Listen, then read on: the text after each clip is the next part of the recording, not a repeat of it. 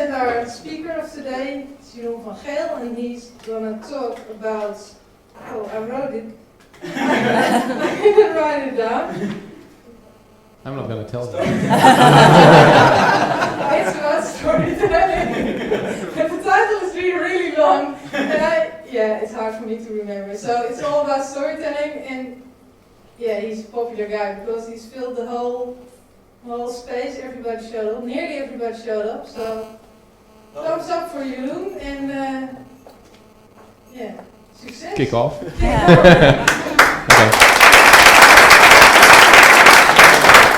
Okay, so Michael asked me if I wanted to give a presentation today for Creative Mornings, and I immediately said yes. And after that I had to start thinking, what am I going to talk about today? I have several presentations and I didn't want to repeat those presentations here. I wanted to do something new. So today I wanted to talk to you about storytelling and the design process, how we can use storytelling in the design of interactive products. And I want to start off by reading a piece from The Hobbit, so just bear with me. Chapter 2, Roast Mouton. Up jumped Bilbo, and putting on his dressing gown, went into the dining room. There he saw nobody, but all the signs of a large and hurried breakfast. There was a fearful mess in the room, and piles of unwashed crocks in the kitchen.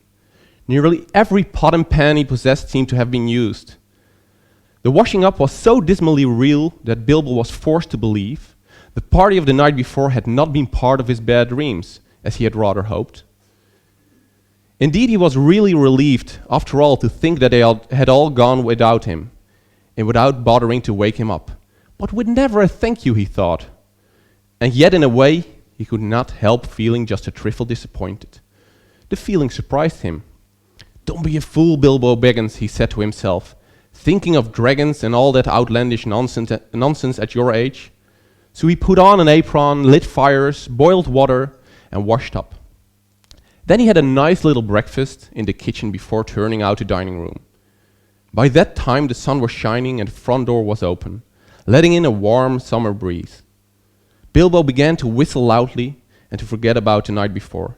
In fact, he was just sitting down to a nice little supper in the dining room by the open window, when in walked Gandalf. "My dear fellow," said he, "whenever are you going to come? What about an early start? And here you are having breakfast, or whatever you call it, at 10:30. They left you the message because they could not wait." "What message?" said poor Mr. Baggins, all in a fluster. "Great elephants," said Gandalf. "You are not at all yourself this morning. You have never dusted the mantelpiece." And I could have picked any story that I like. I love The Hobbit, by the way. Who loves The Hobbit? Yay. Yay for you. And the reason I wanted to read this piece is because it shows the power of storytelling. It shows that just one page filled with, 200 words, can put your mind into a different world. I imagine that all of you saw a little hairy guy, if you know what hobbits are, walking in a room. You saw details in the room. You saw emotions on his face. In walked a wizard who also had clothes on his body that I didn't even describe. And the fact is that storytelling is so powerful that just by giving us some words, we start connecting with the narrative. We start filling in these gaps and start making it our own. And we can only love a story, we can only connect with a story if it becomes our own. And that's something that interests me, that has really caught my interest for the past years. And I've been thinking, how can we use this as designers? So I just started writing down some stuff and some thoughts, and today I want to talk you through it. And I haven't found the answer yet. I haven't reached Mount Doom yet, but I'm just trying to share these ideas with you today. And what intrigues me so much about storytelling and and what we do as designers is that as designers we try to connect with people. We try to design products that connect with people. We try to add meaning to lives. At least that's what we should do as designers. And I really hate the title. Okay, now I should start. Who calls himself a user experience designer? Nobody's going to put up his hand now. I hate the term user experience designer. And the reason I hate it so much is that you cannot design an experience. An experience is unique for everybody. The only thing we as designers are able to do is to facilitate a unique experience for every person, and to make that, and to try to steer that total experience. But what's in your mind and in your mind and in your mind influences that experience, and we should be really conscious about that. And the same goes for storytelling. I can show you this story, but if you don't connect, if you hate my wife read it, and she hates dragons, and she hates fantasy, and she quit on chapter 1, and I hated her for it, and only for that. And the thing is, it doesn't connect. There's no connection between her and the story, and she cannot fill in the gaps. But she has this thing with other stories. So what I've been trying to do is to explore what is storytelling. What are the elements of storytelling that have for decades, for ages, been capturing our minds, and how can we use this? So that's what I want to share with you today. And when we look at it, when we look at designing for products, when we look at this process, we can take one step back, and we can look at the creative industry, what they've already been doing with product design.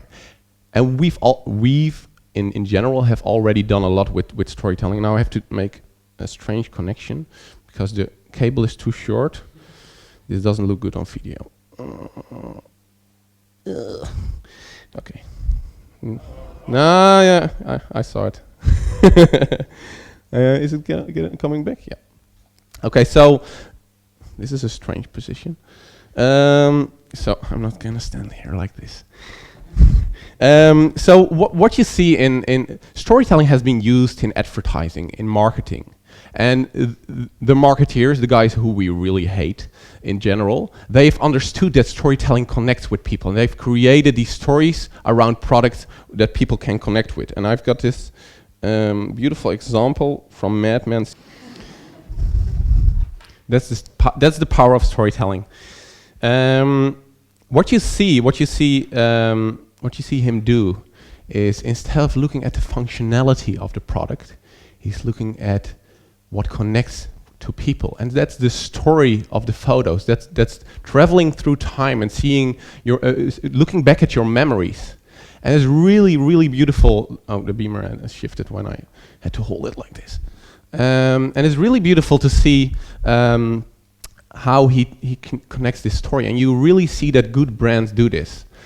People prefer to be connected to like-minded people. We search for people around us that have the same characteristics, and we do the same with brands. So when somebody here wears Nike, it's mainly you like the shoes, but you mainly also like the identity of Nike.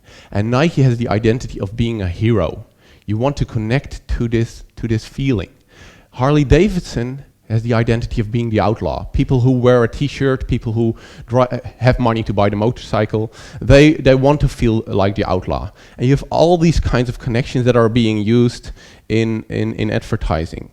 And when you look at it, you, let me see, I think it's here. You can see like, this is an ad by Harley Davidson. This is the rough life. If you connect with this, you want to have a Harley. This is Lucky Strike. In the cigarette business, when you become a commodity, you need to start storytelling. Lucky Strike was the be happy, go lucky life. It's the family cigarette almost. It's crazy, I know. Marlboro, on the other hand, is much more the rough life. Come to me, join me in Marlboro country. And all this storytelling is being used in something very flat, because these aren't interactive products. This is just an ID that we project up, advertising projects upon you. And there I started to think, and now I'm going to do something scary. Now I'm going to sketch. Because I started to think, how can we use this in the design of interactive products? And when you look, I'll try to hold this. When you look at the design of products, what you see is a client comes to us and says, we want you to this is a product. Just explaining. And we want you to design this product, or we want you to redesign this product. And then we start looking at it and we say, okay, we can do that for you, but we need to understand something else. We need to understand the people. And when we start understanding the people, we do user-centered design, we start looking at what they want and how they want it, but we mainly look at an interaction, or not even at an interaction, at a relationship that's one-sided, that goes from the person to the product. What does the person want with this product? What functionality do we need to come up with? And how do we need to design this interaction to make this possible? But I think this is not the way to go. I think what we need to understand is that not only this side has eyes, but this side as well. I drew 2 dots on the product. And the interaction is two-sided because there's a difference between designing digital products and designing interactive products. An interactive product means that it interacts, that it goes 2 ways. And maybe it's all logical to you, but for me, I too often in the design process see that the user wants something, we design a solution, and they have to find the information, and we give all this stuff to them. And maybe we use some gamification, maybe we use some responsive design, but those are all the solutions that come in the end. So what we should actually do is look at the interaction. Oh, I'm trying to write now. Jeez. That says interaction. And what's really interesting is that if you look at these two, then there's also something else that's important, and that's the context in which they interact with each other. What kind of relationship do these two have with each other? And when you look at these aspects, then all of a sudden things start to get together, because we say this is a character, we say the product itself is also a character. A product has a soul. A product has a reason why it wants to interact with you, why it wants to have a relationship with you, why it wants to invest time and effort, etc., for you to achieve your goals. On the other hand, you've got the context, and the context we can call the theme. You know where I'm getting at, yeah.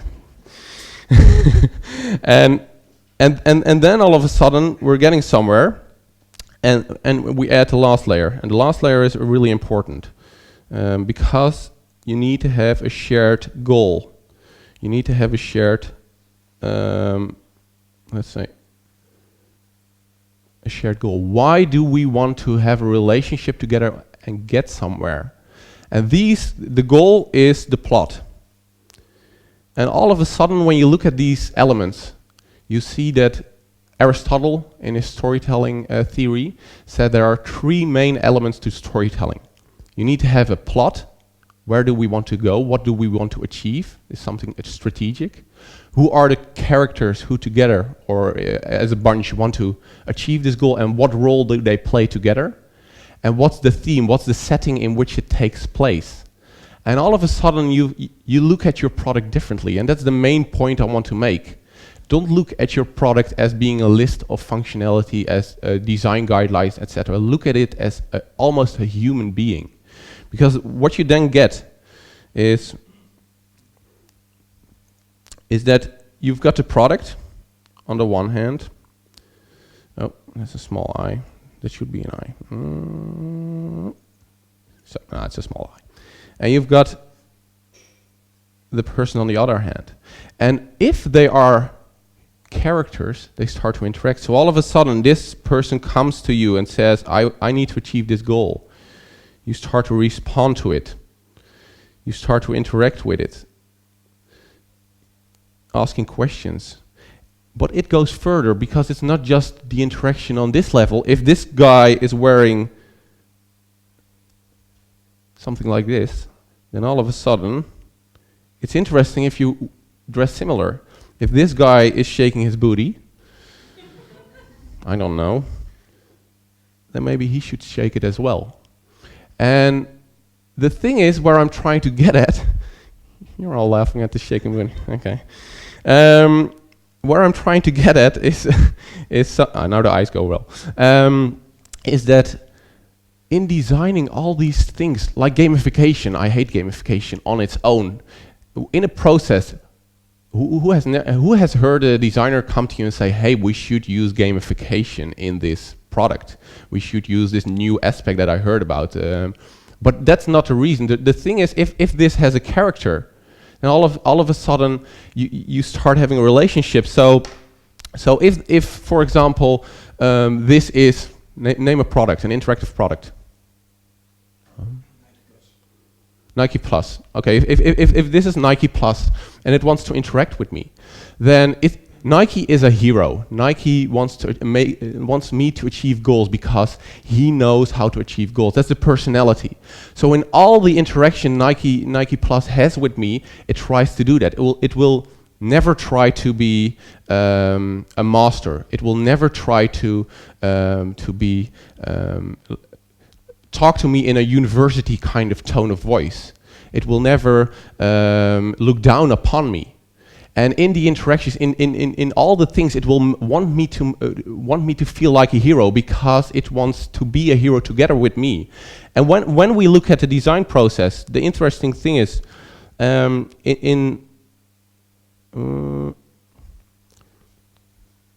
was experimenting. Okay, so you can find this on the internet. These are, I counted them, 68 personality traits. And if you look at them and you look at a product, and what I usually do when I talk to a client is, of course we do this from a brand level, so it starts at the brand. The personality of your product should be connected to the brand. But let's just say we have a diet, a system that wants me to stick to my diet. And we make it, focused, outgoing, and creative. What kind of design would I make? What kind of interaction, what kind of story would it tell me, and how would it interact with me compared to being a sensitive, courteous, and honest product? What would it do if it's very loyal? And the thing is, if you start looking at these things and you think at the interactions and the way you design the product, new things start to happen and you make new decisions based upon the story you want to tell. And that's what's really caught my interest. And one of the examples from our company that I like, I haven't worked on it myself, so I can show it, is iOpen. And iOpen tries to interact with me on a normal basis. So it's about hypotheken, mortgages, something like that. And this is a matching tool. And instead of giving me this huge form, all these things, it starts to talk to me in a human voice and asks me one question at a time. And that's because it wants to be a friend. It wants to feel like it's a friend that helps me along the way. And if you say this, then maybe we should go here. If you want to go there, okay, let's give me this information. And in the end, I will help you along the way. But if we would have a mortgage site that wants to feel like it's business-like, that it's all about the facts, that they know what's going on in the market in the future, it wouldn't look so happy. It would give you more statistics. It would give you more a technical feeling, because it calculates every decision it makes. And the thing is that the product is the character that I as a person interact with. And the way it asks these questions, and the way it interacts, the way it moves, it opens up, all these animations you make in the design process are really, really important to think about. It goes on and on. Believe me. No. No, it's exactly right. That's what I should say. And oh no, that's the same one. Motion is really important in a story. A story always moves forward. We all know this. This is a sleeping light from MacBook. Of course, I had to use a Mac example. But this is actually very important. This just says, hey, I'm relaxed. I'm just laying here for you to wake me up. It's trying to tell a small story. And in the design of your product, when you when you look at small things, at big things, it's all very important to look at the conversation you want to make. So what I tend to do is when we have a page, let's look at a website, for example, and it doesn't matter if it's a complete product, if it's a flow, if it's a page. They are all based upon use cases, the technical term. And when somebody tries to interact with this page, there is a reason why they want to have a relationship. So how we tend to do it is you can look at any website and you can tell a story. And the story you tell is basically you look at the page, and the moment you see it, you start reading where your eye goes. So if your eye goes to a photo, you say, hey, I'm a nice person talking to you. If you then go to the logo, and by the way, I'm from Delta Lloyd, and then you suddenly go to certain information, and you start reading the page, and all of a sudden you realize that the flow of the page tells a story, and that some stories start in the middle, go up, go this way.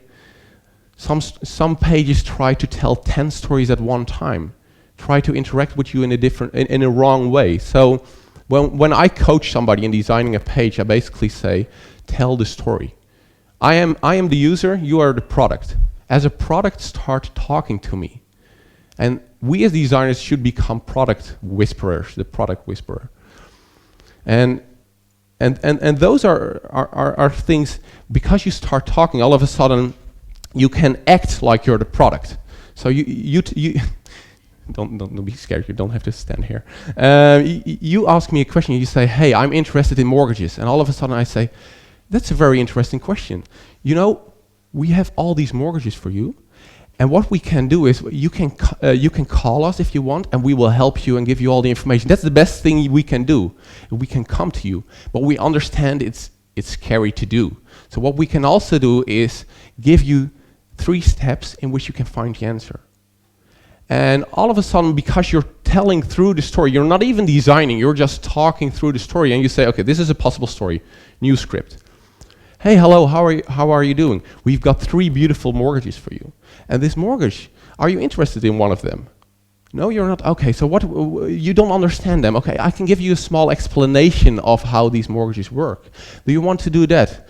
And you know what? I'm very proactive. So if you connect to this, I will send you updates in the future. And all of a sudden, instead of just saying, give me the newsletter, give me the facts, it becomes the tone of voice, it becomes the animation. That's basically, I don't even know how far I am in time. I didn't have a, oh, I have to quit. Okay, I'll shut up. Now, one of the, who knows Ben the Bodyguard? Okay, so this is a very literal personality. Let me try to find the start. Ben the Bodyguard is a tool that keeps your information safe. That's the plot is, we all want your information safe. The characters are young people, probably, for this product. Young people who have an iPhone who want to keep their product safe. So the personality they create was this tough guy, almost from the movie. That's the product character. And this guy, I mean, you don't want to mess with him. He's my friend, he's going to protect me. And they literally put this in the design of their product. So instead of just giving you the facts, he walks you through when you start scrolling down the page. And while walking down, all these things happen, and he explains why he will keep your information safe. And I expect in the product that it'll behave the same, that when I start it up, it'll say to me, hey dude, I kept it safe again. Nobody messed with your data. And that puts a smile on my face because I like Rambo. I like this kind of personality. So I will install this product. And together we have this kind of storytelling thing going on together. Because I'll check it out and say, hey, is everything safe? Yes, it is. Okay, cool. And then the thing is, instead of designing commodities, we start designing things that we can relate to, that we start to interact with. And we start creating a beautiful story together. And I think I have to shut up now. So I have all these examples, all these details with animations, and we can do that over lunch. Breakfast. I had to get up too early. So thank you very much.